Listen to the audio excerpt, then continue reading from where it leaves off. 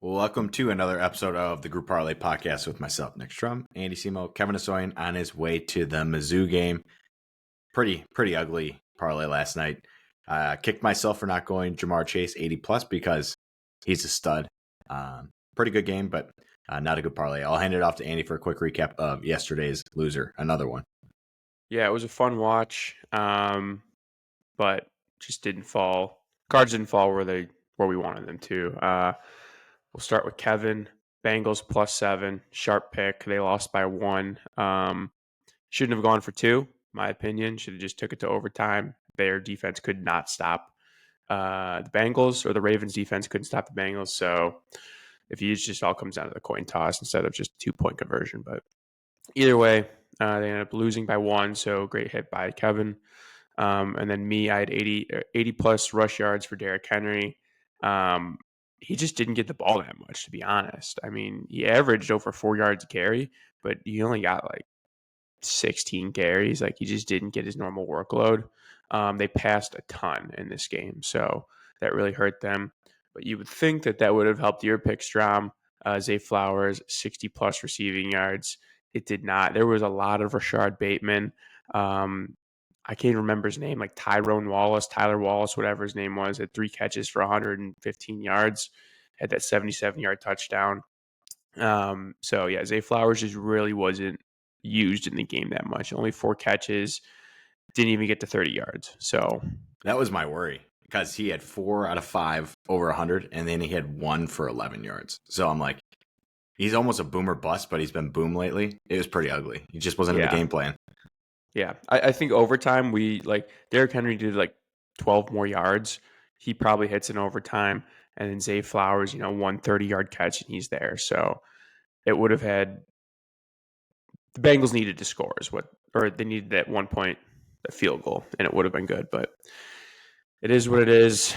Another loss, which is just crazy that we've only won 1 time in this month, even though Kevin is 5-2, and we're both 4-3. Like, everyone's got a positive record. It's just bad timing. These 2 out of 3s. We've had 4 2 out of 3s in a row, and then this is our first two loss parlay since our day 1 of this month. So on to today. I'm kind of over same game parlays for the NFL. Like, we never hit them. We're struggling. Yeah, it's a stupid pick because you have to play the game exactly correct. They're fun, though. I like them. Yeah. Maybe 2 legs, and then someone can go rogue. But that's just me. I had to go for the bonus. That's true. There's the boost is nice, but is it worth it? I don't think so. Anyway, new day, new picks, NBA, NHL. That's what we got. So I'll start with Kevin's pick.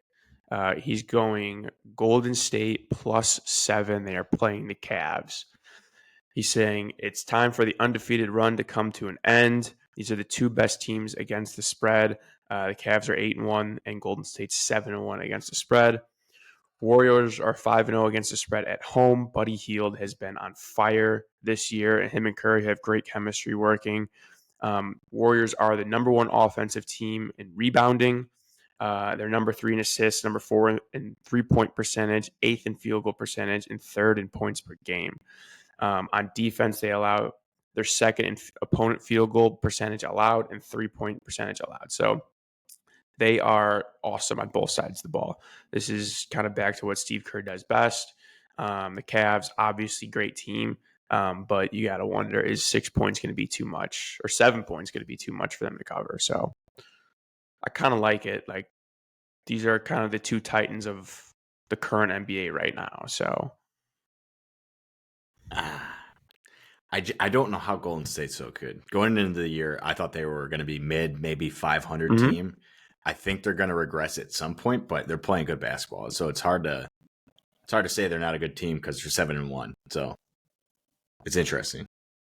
I think getting rid of Klay Thompson and being fully healthy right now is like they still have Steve Kerr, they still have Steph Curry, who's been playing really good. Like, the fact that Buddy Hield is your second leading scorer and Andrew Wiggins is your third leading scorer is insane to me, and you're 7-1. It just doesn't compute in my brain. Defense, baby. Yeah, defense wins basketball. All right, you want to go? That leads into my pick. I'm going Oklahoma City -7 at home against the Rockets. The Thunder are coming off a pretty tough loss against the Nuggets. They lost by 2, but the OKC has the best defense in the NBA. They're only allowing 99 points a game. Rockets also do have a good defense, but they're allowing 106 points a game, which is third in the NBA. Both teams have pretty deep rosters. Both teams have a lot of scorers on their team. But OKC is 3-0 at home this year, and they are 6-2 against the spread. So I'm really going better basketball team, in my opinion. Defense wins basketball games here. 7's a lot to catch. It should be a good game. Hopefully coming down to the stretch, it might be a free throw thing. So OKC up 4-5. It might be a free throw battle at the end of the game. So I'm expecting a tight one, but OKC should pull it out at home. You can't say you expect a tight one and then your spread 6. Well, honestly, though, 7 is not a big number. It's like the other. I tend to agree, but like the other night, the Cavs. Who are the Cavs? Pelicans. It was a tight game, and they won by 9.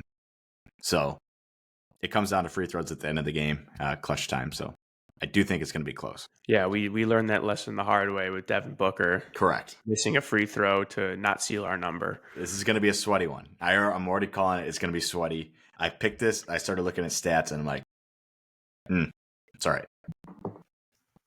So we're locked in. So that's what we got. Locked in. All right. To round it out, I'm going to NHL. Vegas Golden Knights money line against the Kraken.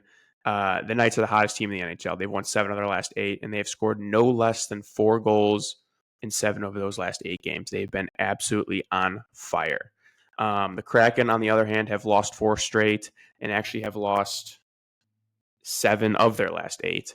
And in their last 4 games, they've only scored 4 total goals. They got shut out twice in those. So they have not been good at all. Also, goals for Vegas is averaging 4.46 goals a game. Seattle, on the other hand, 2.78. They cannot put the puck in the net, obviously, with this last spurt we just saw. Kraken are also giving up 3.21 goals a game. So also, last note is the Kraken have 131 penalty minutes. Vegas only has 60 throughout the season. So almost double or more than double the penalty minutes. And the Kraken, when they lose the penalty minute advantage, they're 0-5 this season. So I really like Vegas here. I think they are just the hottest team right now. They are playing unbelievable hockey. I like that last stat you just threw out. That was clean. That was a clean stat. I mean, but it's I like it's hockey. One bad bounce.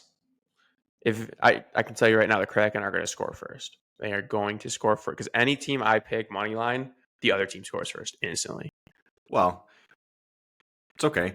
If Golden State or OKC starting to lose, we got a late night game. Bet the Kraken to score first. Get some money back. I'm probably going to throw some money on the Kraken to score first. Just a little fade myself. But that's what we got. So recap the parlay. Golden State +7 at -145. Golden Knights money line -142. And then Thunder -6 at -145. Comes out to a total of +386 for today's parlay. Didn't have it in here. Need a winner. Need a winner. It's all right. We got college football tomorrow and then NFL on Sunday. Yeah, we got bigger things to look forward to. But a winner would be nice going into the weekend. I agree. Friday, gotta hit. I need to replenish the account. So, all right, let's get it. Let's get it, Strom.